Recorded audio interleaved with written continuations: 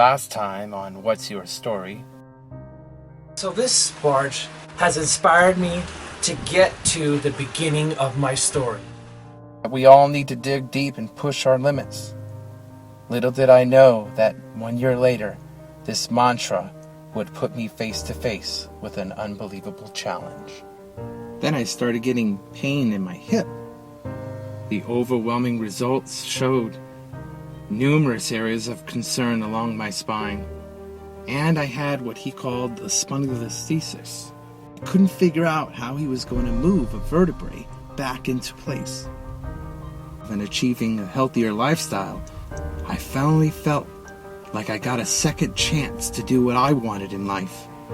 A dull pain began to grow in my lower back, and just a few yards after this picture, I collapsed in dreadful pain. Now we continue with part 2.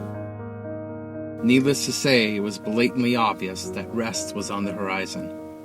Yet, my, what some would call hard-headedness, I call determination, urged me to continue riding and swimming or whatever activity that had the least impact on my pain level.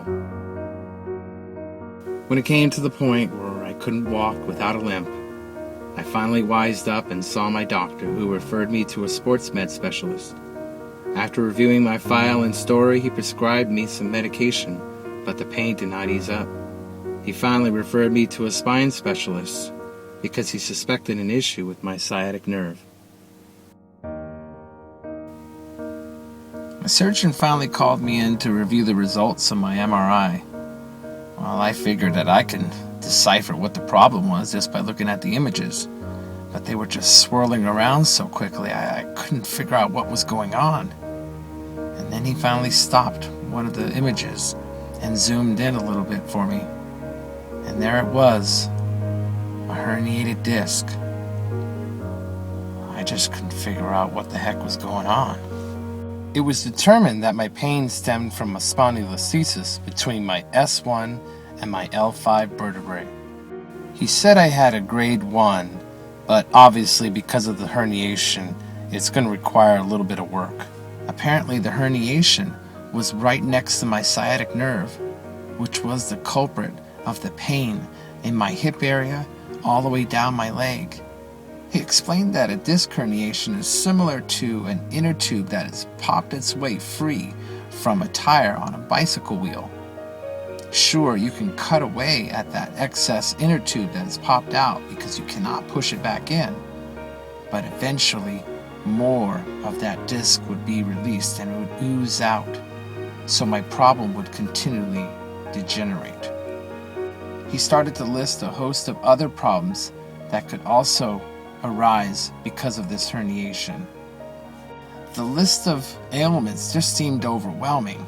I didn't want any of them. Frankly, I wanted the ones that I had already gone. I couldn't add any more to the list.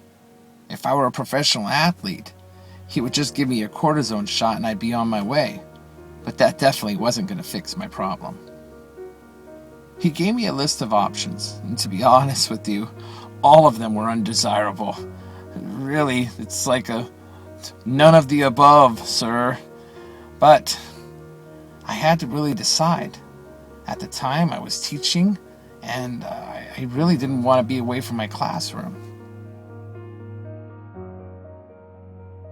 He prescribed me some painkillers to buy me some time and to cut the pain, as he knew I was suffering. But the timeline that he was giving me was really short. It seemed urgent. I can tell by his tone and by the look on his face that I really needed to have surgery. I just didn't want to do it right then and there. I figured I can put it off, but obviously that wasn't going to be the case. Armed with the prescription, a lot of questions answered, and still a lot more to ask, I decided to go on a hunt.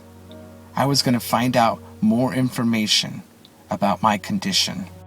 Fortunately for me, just a few keystrokes in, and I found spinehealth.com. I couldn't believe the plethora of available information. They had all the specific details of my condition, images, as well as videos. I even found a video of a spine fusion. which honestly caused me to get a bit nervous. So I thought the next step I needed to take was to join a support group.